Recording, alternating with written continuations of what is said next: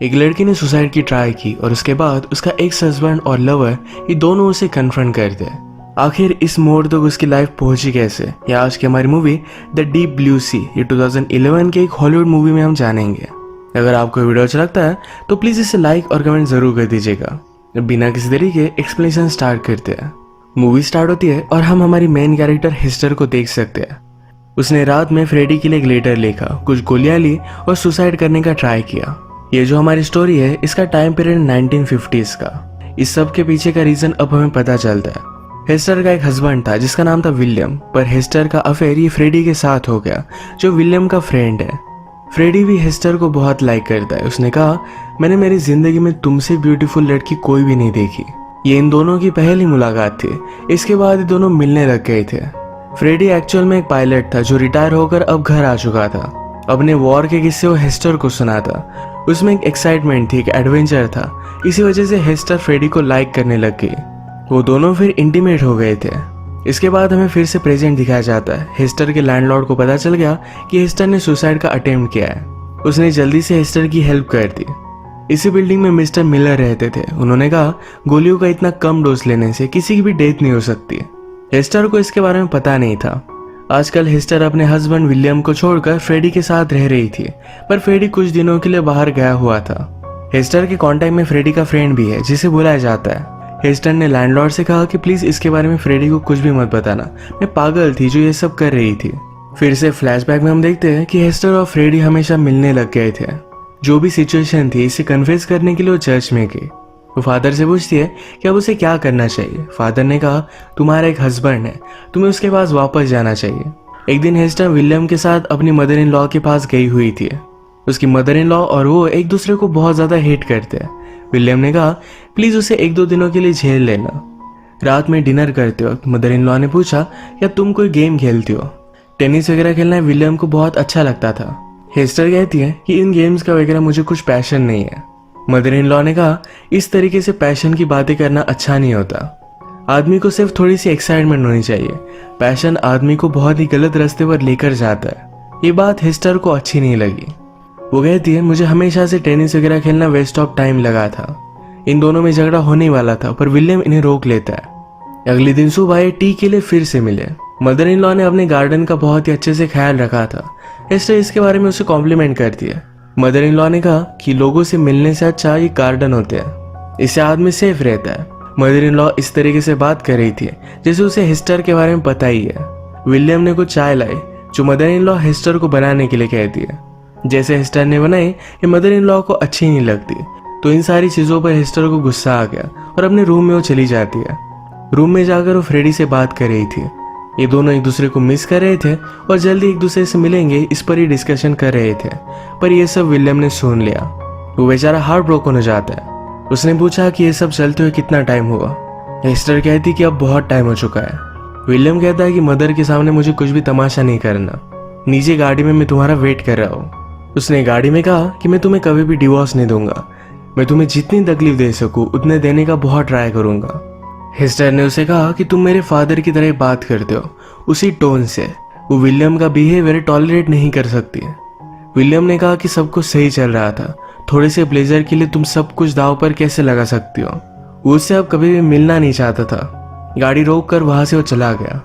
इस इंसिडेंट के बाद ही फ्रेडी और हेस्टर ये दोनों एक साथ रहने लग गए थे। फिर से हम प्रेजेंट में आते हैं। अभी अभी हेस्टर ने सुसाइड का ट्राई किया था और अगली सुबह वो फ्रेडी का वेट कर रही थी। फ्रेडी घर पर पहुंचा। हेस्टर सैड म्यूजिक सुन रही थी तो हैप्पी म्यूजिक लगा देता है। उसकी ट्रिप कैसे थी इसके बारे में एक्साइटेड होकर सब कुछ चीजें बता रहा था। हेस्टर उससे कुछ भी बात नहीं कर रही थी। उसने रियलाइज किया कि शायद उसने कुछ गलती की है। वीडियो में आगे बढ़ने से पहले मैं आप सबको आज के स्पॉन्सर के बारे में बताना चाहता हूँ, 1xBet। इस वेबसाइट पर आप फ्री में लाइव मैचेस देख सकते हो। स्पोर्ट्स में बेटिंग कर भी आप यहाँ से पैसे कमा सकते हो। वीडियो के डिस्क्रिप्शन में मैंने वेबसाइट का लिंक दे दिया है और टेल्स ये प्रोमो कोड भी आप यूज कर सकते हो। लिंक या प्रोमो कोड से अगर आप साइन अप करते हो तो आप जो भी डिपॉजिट करोगे उस पर 130% एक्स्ट्रा बोनस आपको मिलेगा। तो जाकर एक बार इस वेबसाइट को जरूर चेक कीजिएगा। मैं तो आपसे फ्री के मैचेस यहाँ पर ही देखूंगा। फिर से वीडियो में आगे बढ़ते हैं। उसे फिर याद आता है कि कल हेस्टर का बर्थडे था। पूरी तरीके से वो भूल चुका था। वो फिर हेस्टर के पास आया, उसे सॉरी कहा, गले लगाया, किस किया। हेस्टर भी उसे माफ कर देती है, पर हेस्टर के पास फ्रेडी को एक पॉकेट मिला। इस पॉकेट में उसके लिए नोट लिखी थी। ये वही सुसाइड नोट है। हेस्टर कहती कि प्लीज इसे पढ़ो मत, पर फ्रेडी ने कहा कि इस पर मेरा नाम लिखा है। ये पढ़ने के बाद वो बहुत ज्यादा गुस्सा हो जाता है और गुस्से में वहां से चला गया। फ्रेडी के जाने के बाद हेस्टर का हस्बैंड विलियम वहां पर पहुंच गया। लैंडलॉर्ड को हेस्टर के हस्बैंड को बताना सही लगा था। हेस्टर उसे यहाँ देखकर सरप्राइज थी। हेस्टर ने कहा कि लास्ट टाइम हम जब मिले थे तो तुमने कहा था कि तुम्हें मुझसे फिर से कभी भी नहीं मिलना। विलियम कहता है कि तब मैं गुस्से में था, तब मैं कुछ भी बात कर रहा था। क्या फ्रेडी ने तुम्हें छोड़ दिया है? हेस्टर कहती कि ऐसा कुछ भी नहीं है। वो पूछती है कि क्या अब भी तुम टेनिस वगैरह प्ले करते हो? विलियम कहता है कि हाँ। विलियम के फ्रेंड्स के बारे में, उसकी लाइफ के बारे में हेस्टर ने जरा डिस्कस किया। विलियम पूछता है कि फ्रेडी अभी भी तुमसे प्यार करता है?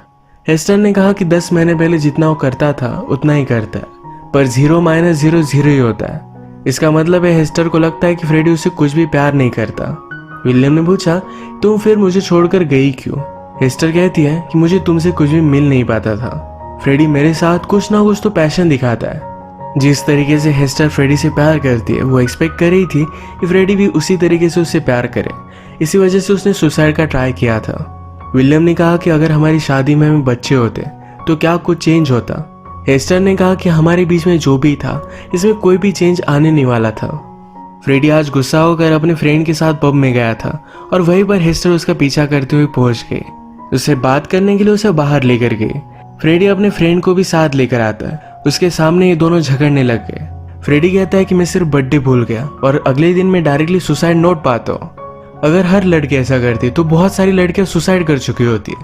हेस्टर ने सब किया, उसे बहुत बुरा लगा था। हेस्टर ने लेटर में लिखा था कि तुम जो हो वो हो, तुम बदल नहीं सकते और मैं तुम्हें ब्लेम नहीं करती।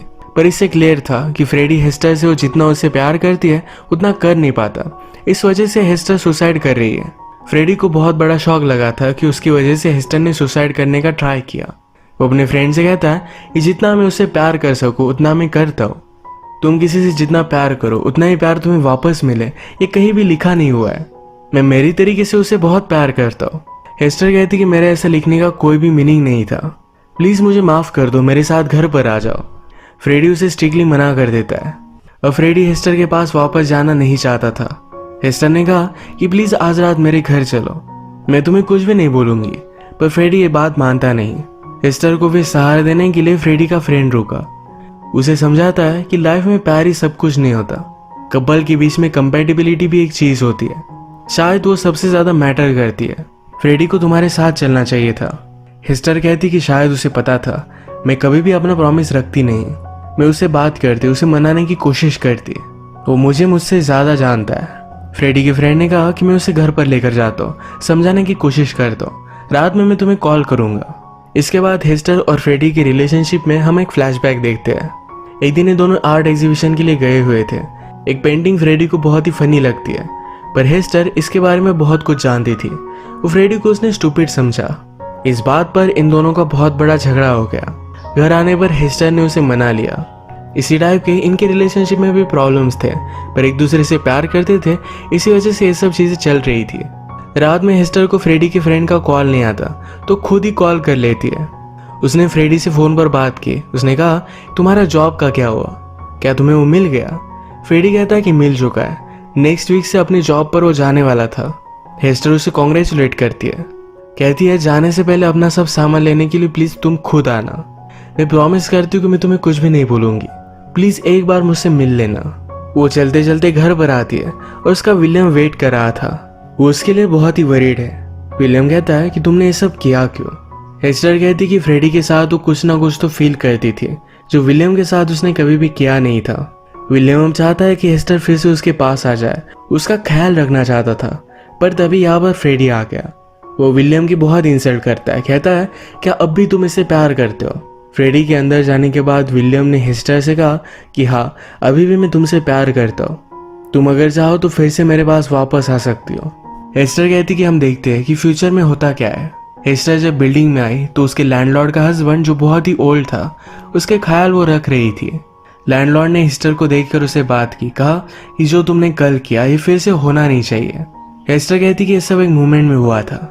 लैंडलॉर्ड ने उसे कहा प्यार के बारे में बहुत सारे लोग रबीश चीजें बोला करते हैं, पर एक्चुअल प्यार क्या है? मैं और मेरा हस्बैंड इतने सालों से एक साथ रह रहे हैं। मैं आज भी उसका ख्याल रख रही हूँ। इसे सच्चा प्यार कहते हैं। किसी के प्यार के लिए तुम्हें जान देनी पड़े, इतना इम्पोर्टेंट कोई भी आदमी नहीं होता। ये सब सुनकर हेस्टर फिर से ऊपर आ गई। हेस्टर फ्रेडी से कहती है कि तुमने मुझसे तो कहा था तुम फिर से एयरफोर्स नहीं ज्वाइन करना चाहते। आजकल तुम्हारा जजमेंट उतना साफ नहीं है। फ्रेडी कहता है कि मुझे 1-2 वीक लगेंगे, फिर से मैं पहले जैसा हो जाऊंगा। हेस्टर ने पूछा क्या हम दोनों एक साथ जा रहे हैं। फ्रेडी कहता है कि नहीं, आज जो हुआ उसके बाद नहीं। तुम्हें एक्सपेक्ट कैसे कर सकती हो? मेरी वजह से तुम्हें सुसाइड करनी पड़ी, इसके बाद मैं तुम्हारे साथ नहीं रह सकता।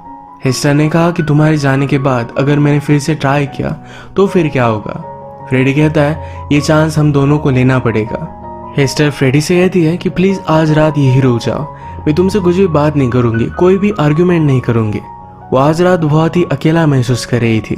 सुबह फ्रेडी अच्छे से सूट वगैरह पहनकर रेडी हो गया। अब वो अपनी जॉब पर जाने वाला था। हेस्टर उसके शूज देखकर उसे पॉलिश कर देती है। फ्रेडी अब भी हेस्टर के लिए केयर करता है। उसने कहा मेरा सब कुछ सामान वगैरह बेचकर तुम्हें $30-40 मिल जाएंगे, जिसे तुम रेंट वगैरह दे सकती हो। उसने पूछा कि अब तुम क्या करोगी। हेस्टर कहती कि मैं पहले तो डिवोर्स लूंगी, उसके बाद कुछ ना कुछ तो न्यू ट्राई करूंगी। फ्रेडी को सुनकर अच्छा लगा कि हेस्टर अपनी लाइफ को लेकर जरा ऑप्टिमिस्टिक थी। वो वहां से चला जाता है, पर हेस्टर बहुत रोई। पूरी मूवी में हेस्टर अपनी खिड़की से कुछ ना कुछ तो बाहर देख रही थी। अब हम देख सकते हैं कि उसकी खिड़की से वो एक बर्बाद हुआ घर देख रही थी। वो रियलाइज करती है कि उसने सब कुछ बर्बाद कर दिया था। सब हो जाने के बाद वो फिर से अपनी लाइफ को लेकर जरा ऑप्टिमिस्टिक थी। जैसे लैंडलॉर्ड ने कहा कि किसी से प्यार करने का मतलब उनके साथ एंड तक होना। इस रियल लव को फिर से एक्सपीरियंस करना चाहती थी। इसी के साथ ये मूवी एंड हो जाती है। किसी ने सच कहा है उसका मिलना तकदीर में ना था, वरना मैंने क्या कुछ नहीं खोया उसे पाने के लिए। इसी के साथ आज का वीडियो हम खत्म करते हैं। अगर आपको एक्सप्लेनेशन अच्छा लगा तो प्लीज़ इसे लाइक कर दीजिएगा। मैं बहुत सारी मूवीज़ लेकर आता रहता हूँ, तो प्लीज़ चैनल को सब्सक्राइब कर दीजिए और बेल नोटिफिकेशन आइकॉन दबाना मत भूलिएगा। हम फिर से मिलेंगे और एक नई मूवी के साथ। तब तक के लिए थैंक यू और आप अपने आप का ख्याल रखिए।